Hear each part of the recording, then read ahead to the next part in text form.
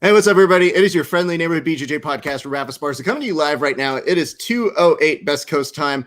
I'm stoked. We have an excellent guest. Going to get to him in a second. But first, if you guys got fat, and listen, I'm not talking about you. I'm mostly talking about me here. We're asking that you do something cool, like maybe, I don't know, buy some new gear. And if you're going to buy some new gear, we enjoy our good friends over at Nogi BJJ Gear. Use the promotional code GrapplingHour15. Get yourself 15% off of whatever you buy. And I actually just got this over here. Check this out. This is the brand new reveal. Look at this. Look at that. Actually says Corona Weight Champ. Now, why would you get a rash guard that says that? Because I dare someone to tell you you're not right now. Everyone's too fat to beat you up. It's just the way things go. You know who's not fat and who could probably beat me up? Our guest today. So this has been a long time coming for us here. Vince is somebody who is local out here. We have a lot of the same friends. A lot of the same people who have trained with me have trained with him. And, it's one of those things where I always try to make the interviews go organically. I like to always run into somebody, be covering one of their fights. Unfortunately, now with Corona, it's not really even an audience. So I said, to fuck with it, let's talk to this man today, especially after an amazing win over Jim Miller. And as I told him off air, and I'll tell you guys, this felt like a gift from the fight gods. When they announced Jim Miller and Vinc Pichel, I said, I think we're in for a fight. Miraculously, somehow, it still didn't get fight of the night. But we're going to give it our ceremonial fight of our night on Saturday. Ladies and gentlemen, please welcome, for the very first time, our good friend, Vinc Pichel. Vince, how you doing, sir? Hey, what's up, big guy? How you doing? Very well. Drew Sklove said he will be so pissed and try to fight me if I didn't mention him up top. So we're just going to blow past him and not mention him at all. That sounds like a Drew Sklove move right there. It's so funny because I've been at the same place that you've been. I think I've even trained at a certain time that you're training.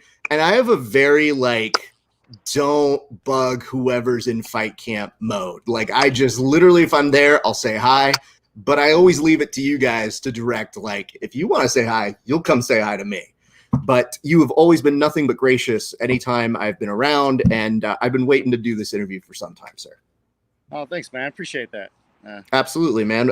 Not just promoting our local guys here in California, but you've had a storied career that has been going on for some time, and we've just enjoyed watching you. So let's talk a little bit about this. When did this fight come together? Because when you were talking to the media after the fight, it sounded like it was 2 weeks ago. Yeah, I found out on the 3rd. Okay. So you basically said anybody, anytime, any place, but tell us a little bit about your thoughts when you first heard about this fight being pitched to you. Okay, well, Jason House is my manager over at Iridium Sports. I told him, I was like, look, man, I want to fight. Give me a fight. I was like, you know what?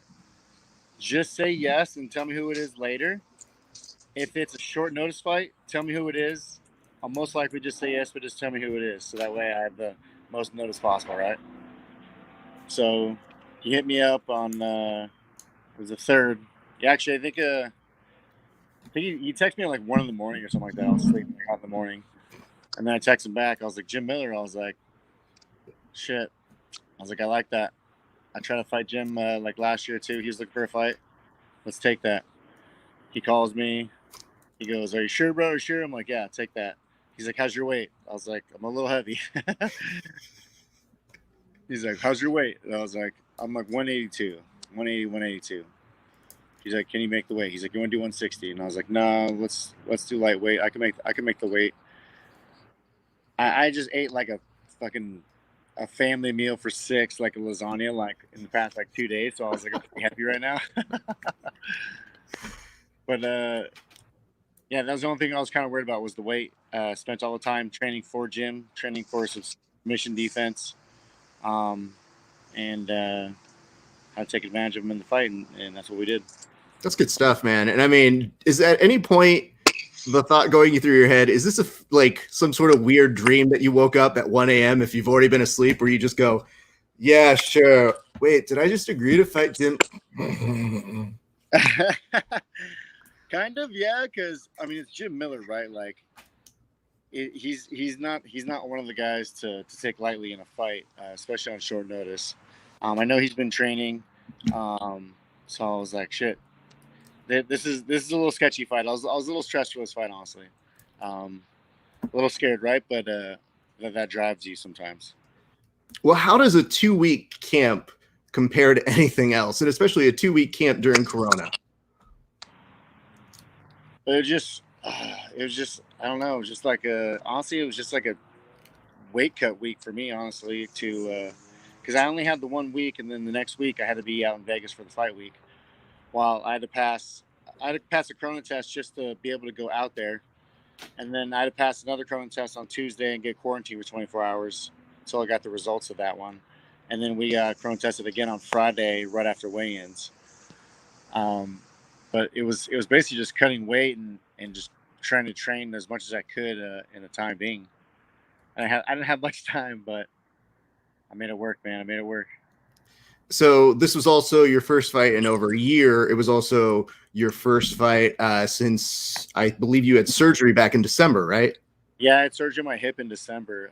I tore my labrum in a training camp for a fight. I was supposed to fight November 4th in Moscow, and I ended up hurting my left hip, tearing my labrum, and having to pull out of that fight. So that's, and then let me see. Yeah, I did the USO tour. For the troops. Came back right when I came back. I had surgery. I think it was like December 11th. I had surgery because that was as soon as I could get it scheduled, and then had the surgery. Went through my therapy. Went through a lot of strength building, a lot of mobility building things. Got my hip back, and shit, man, I'm stronger than ever. When were you cleared to start, like when you were done with your training and when you were able to kind of get back to normal, what you would call regular fight camp training? I was cleared to fully train again. I want to say I think it was like end of May. I want to say it was end of May was the last time I saw the doctor. And then I had I was going to physical therapy a little longer, just to ensure I was getting the most out of those guys. And then now I'm hitting it on my own. You know what I mean? I've been told basically just don't hurt yourself. Like don't go don't go so far that you hurt yourself, right? But other than that, go as hard as you can go. So that's what I've been going. That's how I've been going with it. I've seen a number of people go through physical therapy in different forms. Is it kind of weird to be doing the physical therapy with a guy and then saying, like, theoretically, if I were to try to break a motherfucker and get back to my grappling, what would you suggest is the best stretch for that? Like, are they looking at you the whole time being like, this guy is literally going to care as long as he needs to until he can get back to fighting? Yeah. I think it's more me just picking their brains because I'm not the kind of patient that's like, okay, this and that, yeah, cool.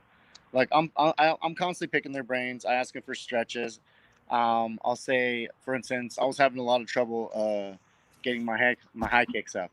I couldn't throw a kick to the head to save my life, whether it was my left or my right side because of my hip. So then I would like ask him like, hey, how can I like open up this way? You know what I mean? What's a couple stretches or exercises I could do, like, you know what I mean, some things I could do to help this.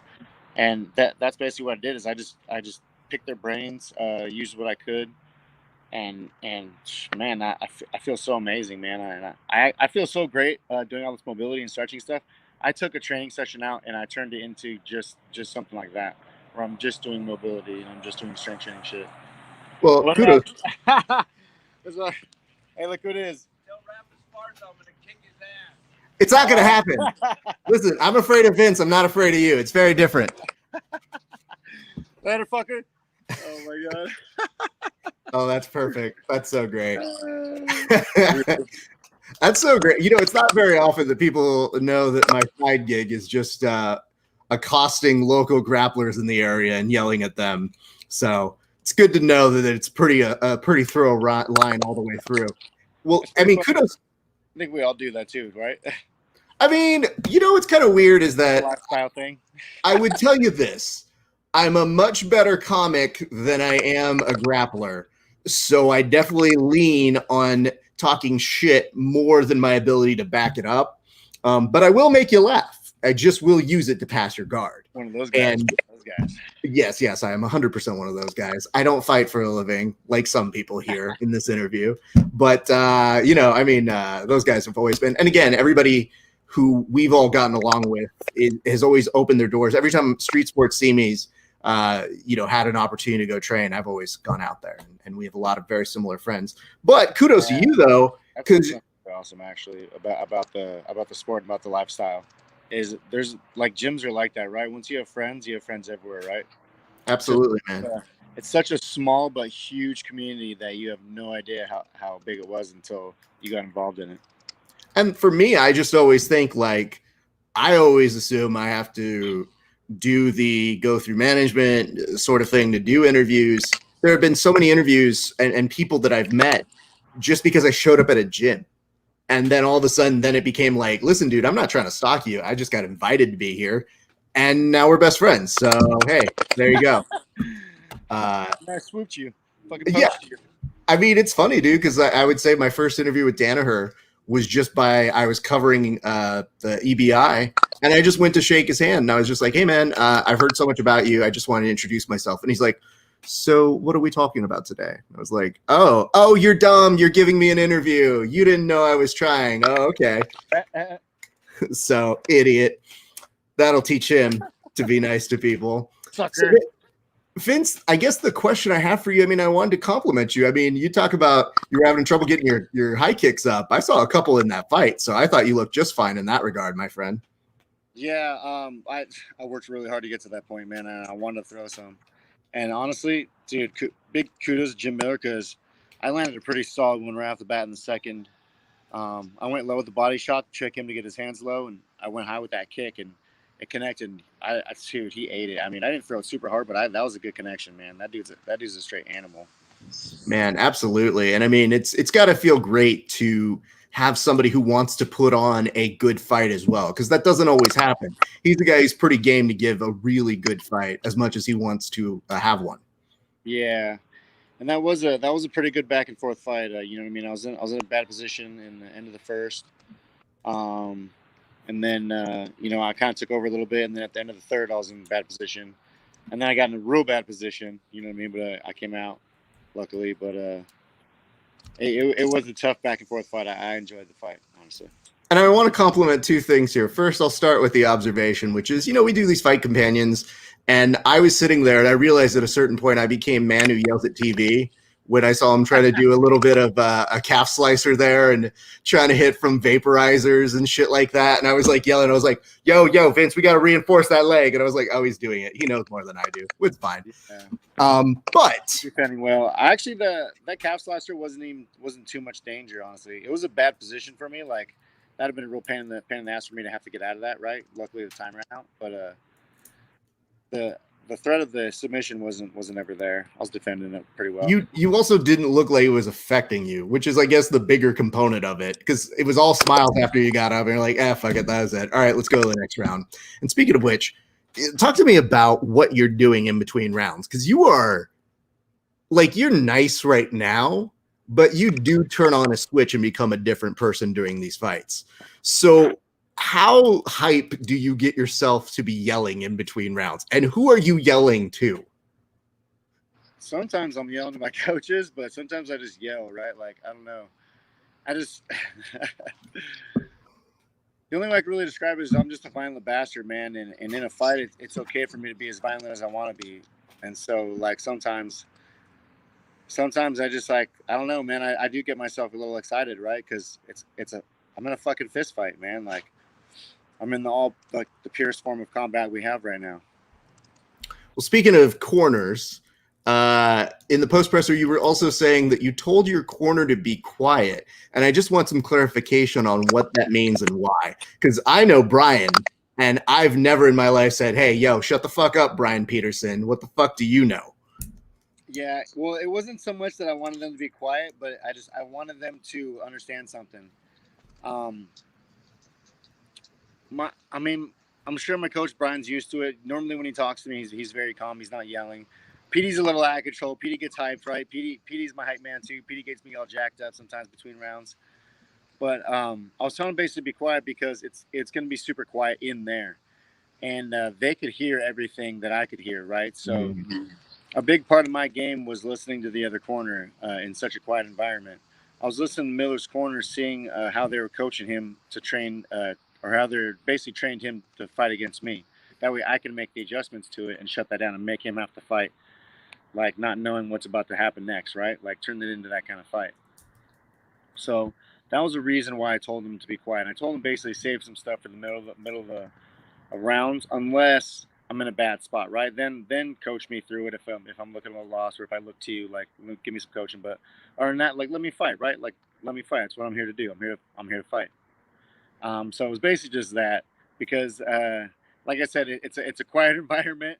I don't know if a lot of people are used to this, but I am, and them yelling stuff and exposing more of the code secrets that we like to use code word wise will only make it easier for people to beat me in the future. So I was kind of just trying to slow that down, so to speak, bottleneck that a little bit. That's an excellent adaptation to a new training and competing environment, because it's a very strange time, and we're glad that we get these fights going on. They seem to be treating you guys very professionally, and moreover than that, there are very few people who maybe are used to fighting in these kind of environments. So it's really dope to see how you make that strategic decision, and that it certainly did pay off for you. Yeah, it told me a lot. I mean, right off the bat, they were telling him watch out for my right, because I was looking to land the right, which I'm like, no shit, right? He's a southpaw. He's looking to land his left. I'm like, I'm looking to land my right. But they had to coach him a couple times. I was listening to some of the jiu-jitsu stuff they're telling him to do, the ways they're telling him to attack me. That way, I could basically confront him and beat him. And that's how I actually stayed myself safe with a lot of submission attempts from him.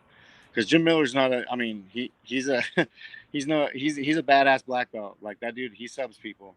So I was had to be super careful and very cautious of my positioning and hand fighting with him.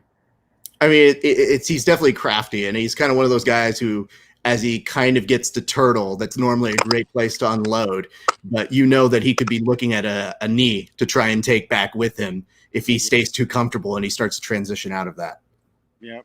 You can't let a guy like him get too comfortable. You got to make him uncomfortable in his comfortable positions. So that's basically the game plan. You know what I mean? My coach is always like, okay, we don't want to grapple with this guy unless we have a good advantage, right? Like we know we're gonna be good, like then grapple with him. Otherwise, like don't. Then I'm like, you know what, dude, just relax, watch, just let me fight, watch.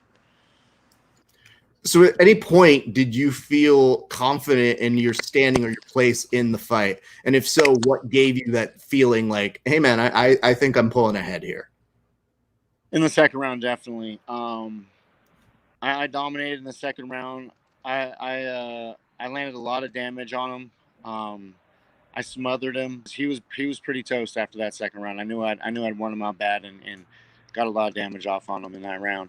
Um, Man, I was a little upset. I wish I had more time. Right, I feel like I could have got the finish if I had more time. Shoulda, woulda, coulda. But and in the third round, man, it was just who wants it more, honestly, in that round for me. Obviously, I think Jim won the first round. I in a bad position. I know I won the second, so the third was going to be like who wants it more, and that's so we went out. We went out for broke on that third round.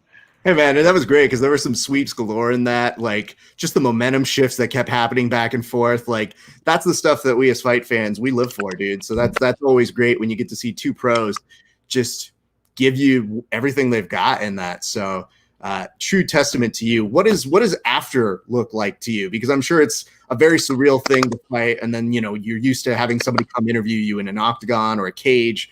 In this version, you have Joe Rogan talking to you remotely. What happens after that? Yeah, that was kind of odd. Just talking to like a camera that's sideways on a stand was a little weird with a big round light in my face, and I was like, okay, this is Joe Rogan these days, huh? But it is definitely weird. It's definitely a weird experience. I was just getting shuttled from interview to interview, so I was like, honestly, I was like Cinderella looking for my glass slipper. I had no idea what the hell was even going on at some point, right? I'm just so excited. I just won. Everyone's like, here, come here, come here. And I'm like, okay, cool. Give me some food. I'm thirsty. Like, you know what I mean? See the doctor. Got to do this. Got to do that. But it was pretty. It was very different. It was very very different. What if this is the new norm? I don't like it. I wish things would get back to normal, but I'm just embracing it for now. That's all I can really say is I'm embracing it for now. It's what we got to do to stay safe. Dana's actually done a really good job keeping the fighters safe from getting infected by other fighters if fighters are testing positive for COVID. It's a pretty diligent system that has honestly no holes that I've seen to see. I'm glad we're still running, man. It's awesome. That's great. Was it difficult having training partners during Rona? Did you have to like hunker down? Have you always had a small camp for these sorts of things? I know even though you were looking at this particular fight for 2 weeks, you weren't just not training for a fight.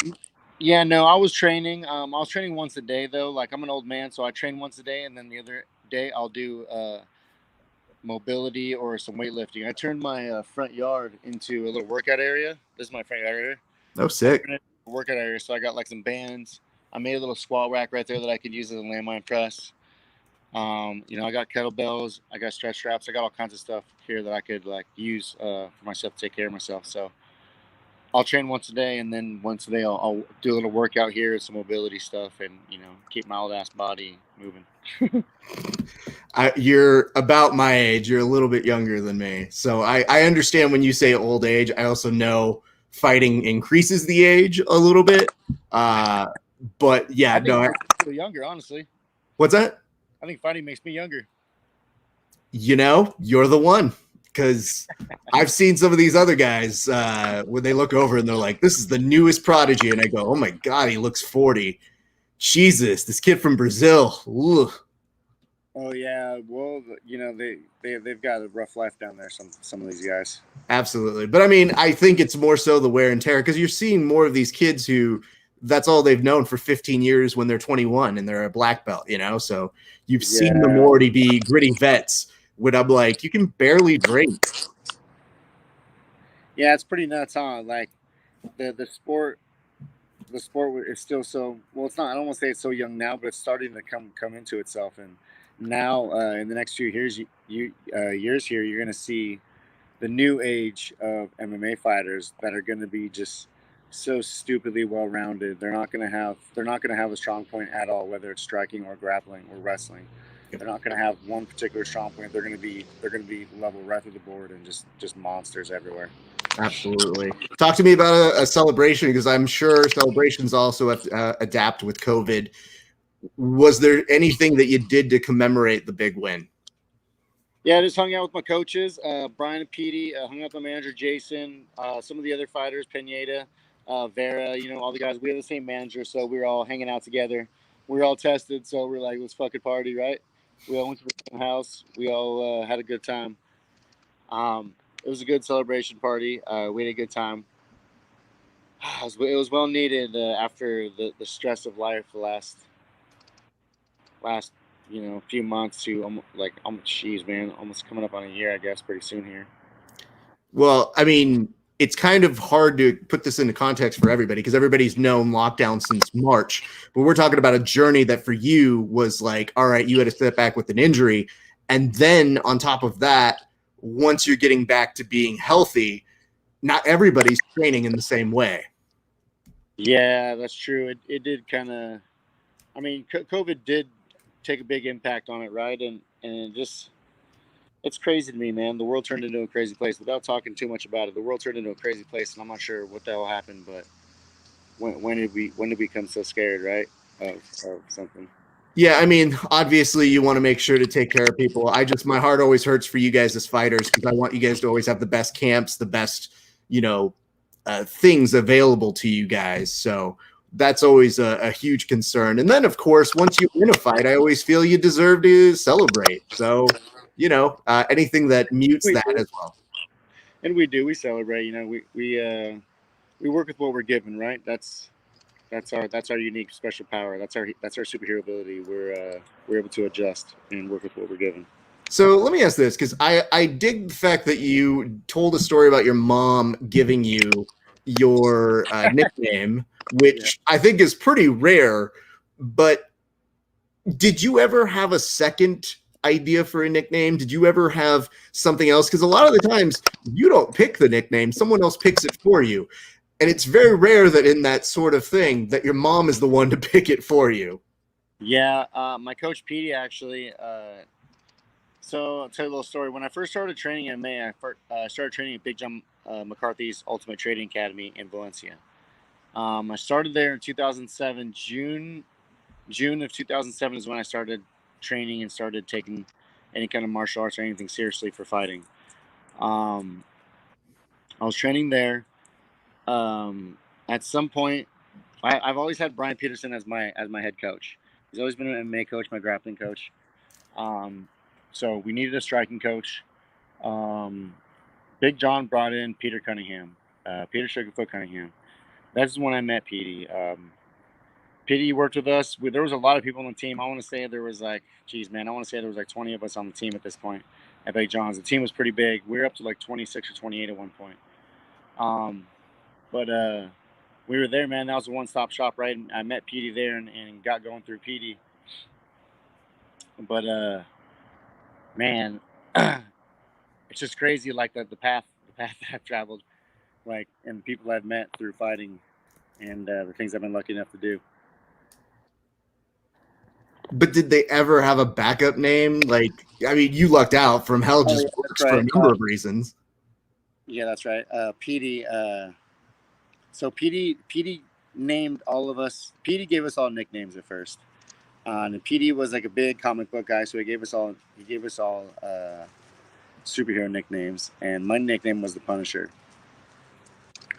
That was the one that first, like, that they would call me, just because it fit me, it fit my style, it fit my mentality. But that was like the first one. But he named all of his stuff like that. Like, I was that. We had a buddy Dave who was Captain America. My friend Herman was Spider-Man because he was like all skinny, like little dorky kid. We had this dude Levi who was like Wolverine because he was just a crazy animal. He even had the wild hair like him. Our buddy Alan was the Thing because he was just ugly as fuck. We all had superhero names, but mine was the Punisher.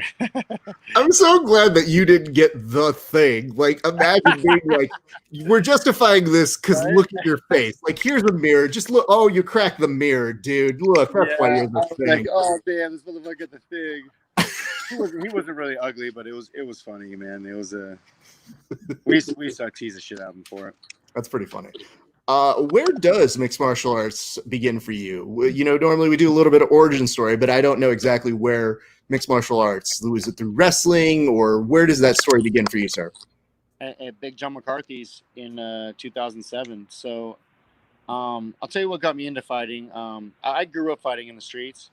We'd go to parties. It wasn't like I was like a bully or anything, but I was like fighting, right? So if someone was fighting or someone was getting bullied or something, I would step in and I would start fighting, right? Because I just loved to fight. I didn't care. I didn't have to fight a lot, but I did fight sometimes.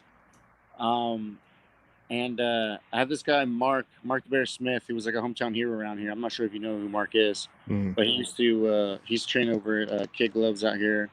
And then I'm not sure if he went to street sports or not, but he was like a hometown fighter here, and he actually got me into fighting.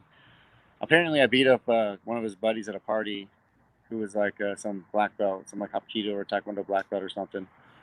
And then I was like, oh, well, your friend was like picking on like this dude that was like half his size, right? Him and his buddy. And so Mark challenged me to go to a gym. I went to Kid Gloves and started training there. I was there for a couple months, kind of had a falling out there. I left. I was training at Moore Park College, I think, for like a week or two. And then my friends Marco, who was it? Marco, Casey, I want to say Bjorn too. Who else? Like Justin, like a lot of the like guys that used to train back in the day over there too. Told me about Big John's. Told me to try out. I tried out. I missed the first tryout. I made it to the second one. Brian calls me, tells me he puts me in the maybe pile. He goes, "You want the good or the bad news?" I'm like, "All right, well, tell me the bad first." He goes, "Well, you're a lot of work. We don't know if you're going to pick up on anything. You're a lot of work. You don't have any kind of experience whatsoever besides, fighting like in the streets, right?" I was like, "Shit, okay, well, well, what's the good news then? He's like, well, the good news is that we decided to take you out of the maybe pile, and we took you on the team. So congratulations, you made it. And then from there on out, I started taking it seriously. And I remember my first day training was like, I want to say it was like June 14th or June 16th, 2007. Wow, man. That's incredible to see that that's the kind of journey, because most people start with some form of wrestling as a kid, or, you know, now again, we're seeing those kids who do jujitsu find their way into doing it. So yours was being a guy who got into fights who said, I guess someone should pay me for this, and why not? Yeah. I honestly, I was a punk kid that just got in a lot of fights, right? I got arrested a lot for fighting. I had a natural ability for it. I said, screw it, let's do it. It's interesting because, you know, it's funny to me to see you in a post presser and be referring to yourself as a nice guy who can turn it on. And I've always known you from behind the scenes to be this really, really nice guy. And obviously when you fight, you expect that to come out. So when you're saying that you're getting into these fights with these guys, that you would step in even to be a bully, it's like, yeah, dude, you don't just show up at places and be like, who wants to fucking fight me? It's just like, you're usually pretty chill and nice and very personable to the people who are around. Yeah, and I honestly, I just try to be a good human, right? But that doesn't mean I'm gonna let anybody walk over me or anybody else. Like, I don't care who it is. Like, if someone, like, I won't let shit like that stand. Yeah. So I want to get into like other side pursuits that I wanted to ask. I guess the biggest of which is, in doing some research about you, is I didn't know how deep you are in on streaming for Twitch. How did you get involved in doing that? And what was the impetus to doing it?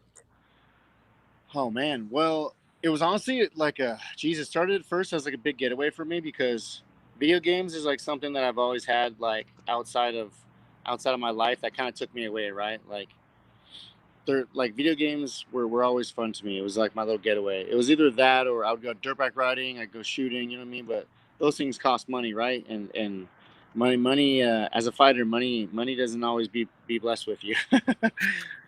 So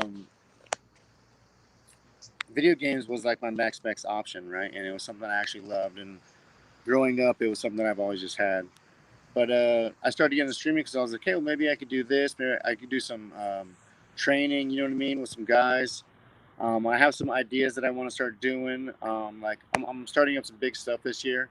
I was just looking for this fight, right, to just give myself some funds to pay for it, so to speak. But I'm looking to do some stuff this year. I wanna go big or go home with this. I need to take advantage of this while I can. I mean, I'm an old man. I don't see any end in near with my body feeling the way it does. But I'm not naive to the fact that you know what I mean, any year could be my last of fighting. So I'm gonna try to do all I can out of it. I'm gonna start some stuff. I want to do some sort of technique channel, maybe something like that. I already thought of a name and everything for it too. You know what I mean, going to coaching, teaching, hopefully. Test my patience, I guess, after fighting, right? Something like that. But I got a lot of big stuff that I want to do coming up. Give back a little bit and run away with this thing while I can. That's awesome, dude. I mean, why don't you just take over Brian's?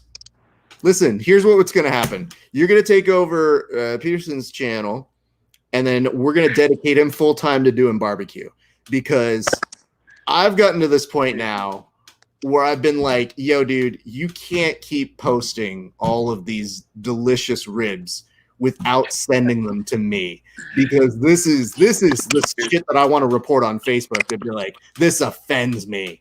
Yeah, bro, he's such a good cook, and he's got that smoker. He's like legit with that stuff, man. And he actually barbecues, I think, most Sundays. You could order online, Peterson's barbecue.com, right? And yeah, he's a good cook. I'm actually going there Sunday to pick up some pulled pork and probably some ribs from him too. That's so good. Yeah, I mean, the hard part about you guys, where he's located, he's a trip for me. Like, he's an hour dedicated in a car to be like, how bad do I want these ribs? So I'm always like, yo, bro, before Corona, I'd like hit him up and I said, hey, man, we got to collaborate on something. And he was so down. He's like, dude, these sound like funny ideas. That'd be great. And then, you know, obviously things change. And one of the things that I didn't realize is I was like, once Corona kind of levels out, I want to go visit gyms and interview gym owners, ask them about what they've gone through, how can people help them. And I was like, dude, I don't even know that they're going to let outsiders in for a bit. So I was like, yeah, I have to modify that. But I've just been so glad that he's diversifying his stuff. He's continued to make things happen. And for you as a fighter to have Twitch as a valuable resource, I think it's a really smart idea, man. Tell me about this. I know GTA is a go-to, but what else are you playing over on Twitch? I play a variety of games. Honestly, I really like Escape from Tarkov, even though I'm not the best at first-person shooters, but I still enjoy them. I started playing PUBG. PUBG was like my first game that I actually super started loving. I play I play all kinds of games. I play like Drug Dealer Simulator. I play lots of fucked up games, right? Like just really weird games like that. Let's see what else. What else I got on there? I just got some new games, some like Troy game, which is like some little army game. But I honestly just play a variety of games. I'm not really opposed to playing any particular type of game. It looks like a fun game, I'll play it, right? Like the point of me playing the games is to have fun and to just kind of de-stress, right? To get some of the serotonin back besides doing drugs. What's worse, a troll in the fight game or a troll in the video game world?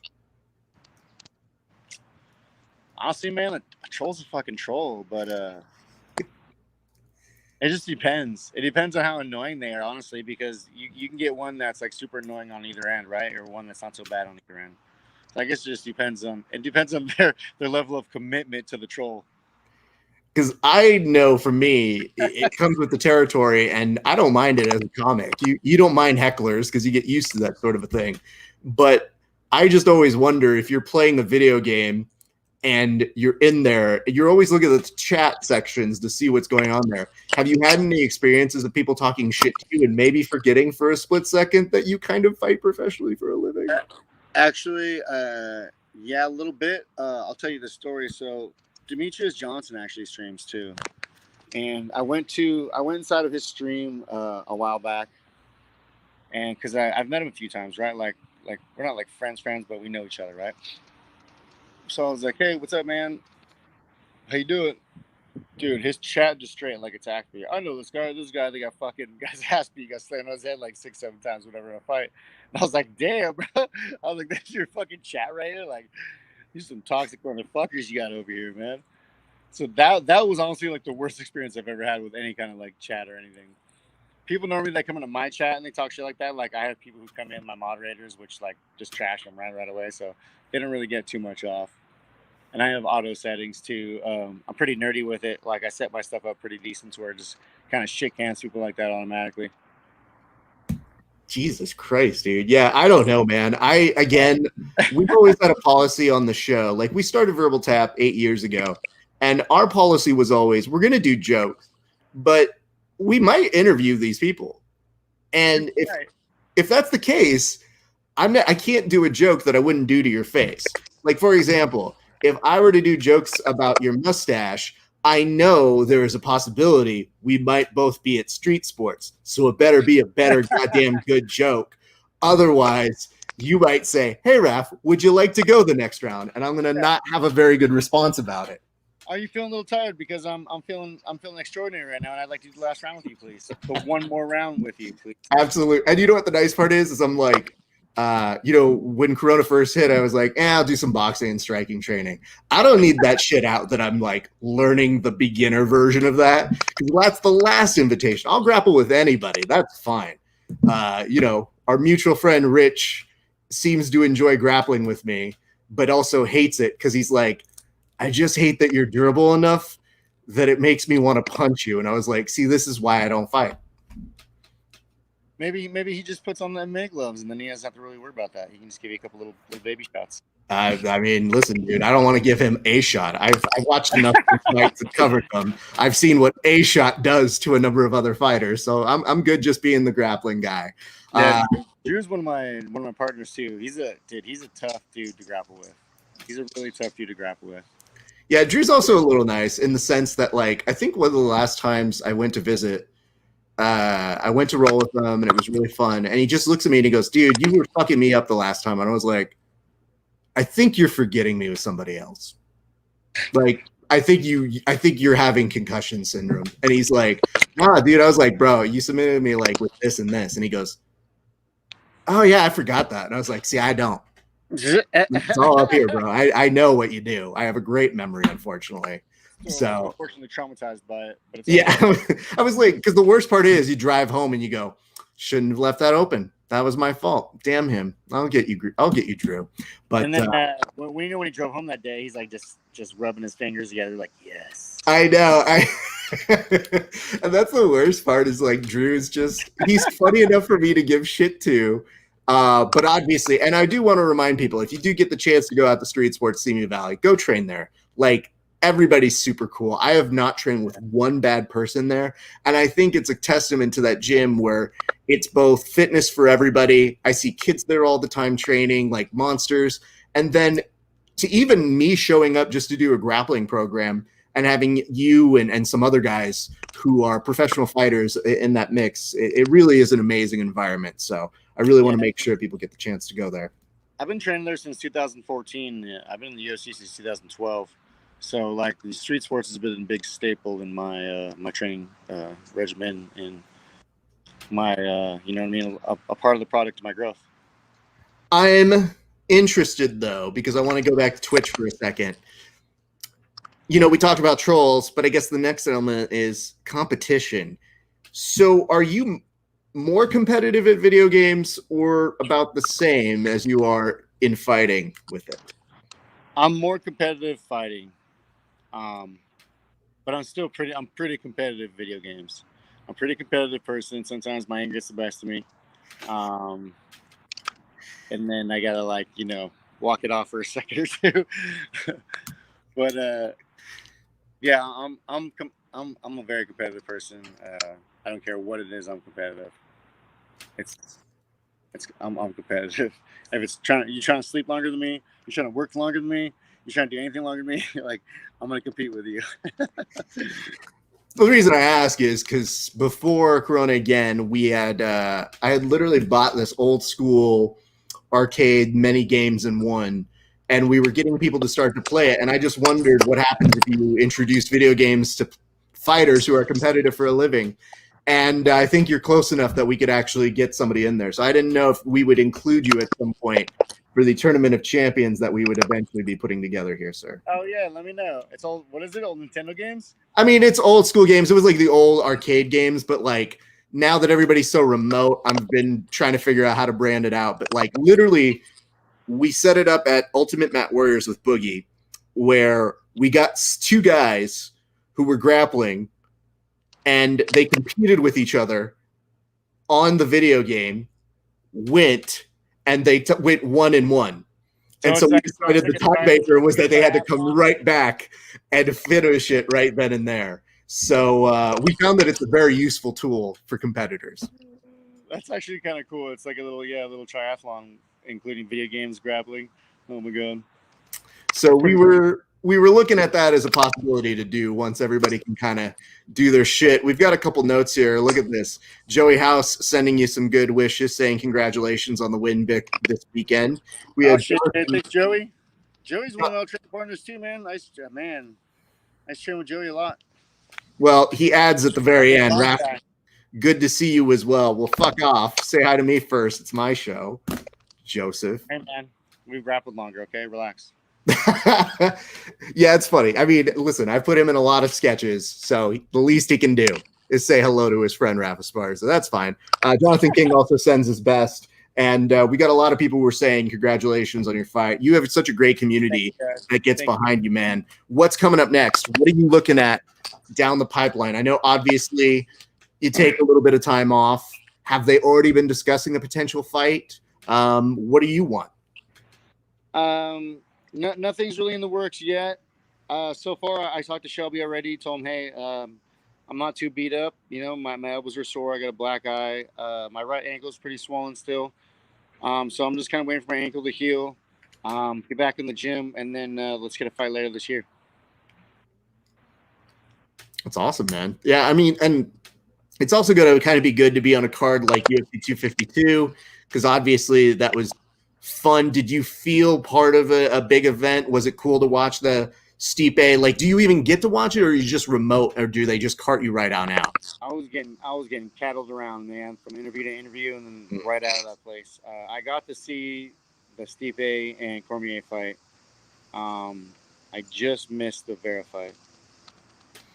Try to watch those back. That's like the time frame that I had because, well, we were the last fight on the prelims, so I missed those 2-3 fights, right? Womp womp. Yeah, it happens, man. I always feel bad because, you know, I know you guys got to do the press row sort of a thing, but it's hard to explain to people because I used to report live at those things.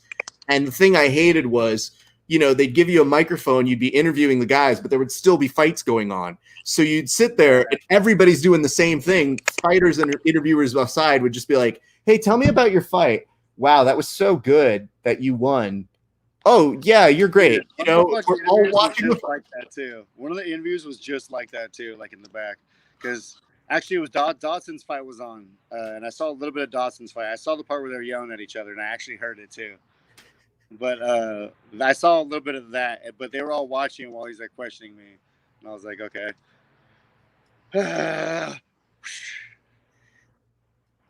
Do you ever, as a fighter, like, maybe I could give you a tip here. Do you ever, as a fighter, kind of want to fuck with them, though? Because if I were you, I would literally say the most absurd thing in the world to see if they're still listening to me instead of watching the fight.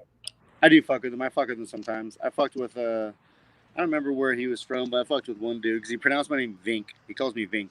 And I was like, my name is Vince. And then he doesn't say anything. And then I just like squint at him, give him a dirty look. And then he still doesn't say anything. I'm like, did you get that? I was like, my name's fucking Vince guy. Not Vinc. Oh, God. Yeah, I saw that in the post presser too. I saw you be like, my name's Vince. And I looked at it, I go, guys, it's like an SAT question you're supposed to get right. It's the one thing that you can't get wrong as an interviewer. I don't know, man. I just know from my side when I hear some of the interviewers, you know, I know you guys are tough on other fighters. I'm tough on other interviewers, dude. So when I watch that shit happen, I just think, who the fuck let you in? That motherfucker is the very reason why on media day, I'm like, I can give a fuck about you guys, right? Because sometimes there's just a lot of guys like him, and I could care less because they care less, right? It's hard, man. And you listen. I didn't go to media day after either for fight week. I said, fuck that. I was the PI. I saw that as well. And, you know, I get it, dude. I think it's one of the hardest weeks in the world when you get to the professional level is having to go through that in addition to your fight, you know, having to do the media appearances. So anytime I have time with guys, I just try to make the most of it and say, listen, I know you're not thinking of this, but at the very least, let's make it somewhat worth your while and somewhat different than everybody else's. Cause that's the last thing you want to do is have the exact same interview 15 times. Yeah. Right. And especially when they're sitting next to each other. Like, it's like, fuck, you guys all just come up with these questions together. Well, I think the one part is I've always felt, I don't know if you saw Stipe in his interview in this post presser, two guys were starting to ask a question at the same time. And he looks over and he's like, fight for it. And I was like, you know, actually, if that were the case, I'm not saying I'm a great grappler, but my odds are exponentially higher. I look around at press row sometimes and I go, if we're just doing grappling, my chances aren't too bad here. Yeah, you get a bunch of little pencil pushers over there, man. I'm pretty sure none of those guys train. I mean, listen, dude, one of my favorite things in the world is looking around and like saying like, yeah, some of these guys are reporting on fighting and I don't see them training with us anywhere. So cool. No big deal. I just always looks pretty sickly. I think I could take them. Well, that's the whole thing is like sometimes I want to downvote their own question and be like, dude, don't waste our time to interview these people. Yeah, but it's not too bad. We take the good and the bad, right? Absolutely, man. And like I said, I just get really excited when you get your fair due. And there's nothing that makes me happier than see somebody who does an excellent performance who gets the chance to talk about it. And I thought this weekend there were some great takeaways. I obviously would have loved to see you walk away with some extra cash for a fight bonus. Yeah, was a little disappointed we didn't get fight of the night because that was a good. I thought that was fight of the night, right? Like we fought back and forth. It was, I mean, dude, it was a fucking amazing fight. And you always think like, well, you guys are marquee guys, so like, don't they usually kind of like slip some money to the marquee guys at some point? I guess, but maybe I don't know. We weren't high enough on totem pole yet. We were still on the prelims.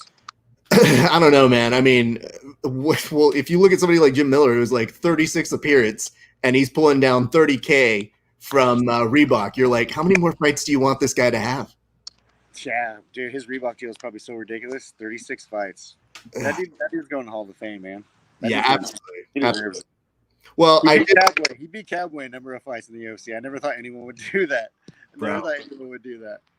I just laugh because I always think of it like this. We were, I was joking on the Fight Companion. I looked over and I go, I guess this is really a competition to see who I'm interviewing first because we're friendly with both of you. But I haven't interviewed Jim. I know his brother pretty well. And he's like, yeah, dude, Jim's going to come on your show. And it just, for whatever reason, hasn't happened yet. And I was like, yeah, this fight's so good. I just want to talk to either of them. I don't give a fuck at this point. But either way, we were able to make this happen today. So why don't we go ahead and put a bookmark here? But in the future, we'll circle back around and let's do this, sir. When the world calms down a little bit, I'm going to head my way over to Peterson. I'm going to make him get some barbecue, and we'll do a proper in-person interview, sir. All right, sweet. Sounds good, dude. Do you partake in a beverage of alcohol of some type? Yeah, I do. I'm a whiskey man myself. I do drink. Whiskey. Interesting. What kind of whiskey are we talking? I typically drink Jack, but I'm not prejudiced. Single Barrel is my fave. Okay, fair enough. Because normally we do a little bit of I bring a beer and we crash one of those together, but maybe we can make some modifications. I just know for myself and whiskey, I don't know how good the interview is going to be toward the end of minute 40 if we're shooting down whiskey and then doing it. And I got to be the smart interview guy for as long as possible. But I want to give you an opportunity, dude. I want to give you the opportunity to shout out your sponsors, everybody who helped you for your camp. I want to give you the opportunity to give those folks thanks and their proper due. So I'm going to minimize my. Sweet, thanks. All right, guys. First and foremost, I want to thank my coaches, Brian Peterson, everyone at Peterson Grappling, my coach, Peter Cunningham, everyone at House of Champions, Walter Crew, everyone at City of Thong and Monrovia. I want to thank my sponsors, Miss Mary Jane's Edibles, Rev Gear, Smoke Buddy. Those guys really been with me through the thick and thin, right? They're not sponsors that drop me when I have a loss or when I'm in the bad. They've been sponsors there with me the whole time. So super appreciate you guys. Love you guys. I want to thank the fans. Thank the UFC. Shoot me a follow. All my social medias are from Hell Pichel, whether it's Twitter, Instagram, Facebook, my Twitch. From Hell Pichel, Pichel. Shoot me a follow there. And make sure you don't miss any more fights. And don't be a dumbass and bet against me. You're going to lose your money. Who's betting against you? Who's betting against you? Oh man, I got some pretty good hate messages for some people that were. Jesus Christ, dude! I got this one that's so long it literally made no sense at the end. Besides like him talking about money and how he lost money, it was sputterments and fragments of words and sentences. Like, I don't know how to explain this to people, but there's sometimes a little thing called inner monologue. You don't have to tell everybody that. Like, if you lost money on it, maybe don't tell the fighter, like, way to ruin my life. I actually really like those messages I get because those ones make me laugh the most. Those ones are like those are the ones that bring the most joy to my heart because those are the haters that I secretly love to hate, right? Oh, that's brilliant. Good for you as you utilizing that for some motivation fuel there, but Jesus Christ. I'm just glad you take it in stride, man. Well, Vince, if you don't mind, hang around.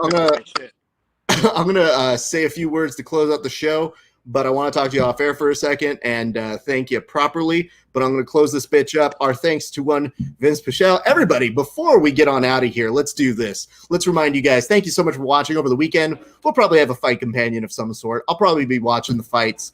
Can't promise you, but it's looking pretty likely. So be sure to show up for that. Also, new edition of Verbal Tap is out. We review UFC 252. And as a nice reminder to you kids, look at this. Look at this rash guard. Nogi BJJ gear Corona weight champ. Get that for you. Talk shit to all of your friends. That's what we're all about here on this show. Use the promotional code GrapplingHour15. Take 15% off of whatever you put in your cart. That's all I got for you today. My thanks to Vince. My thanks to you for watching the show. Go at us at Grappling Hour on all major platforms.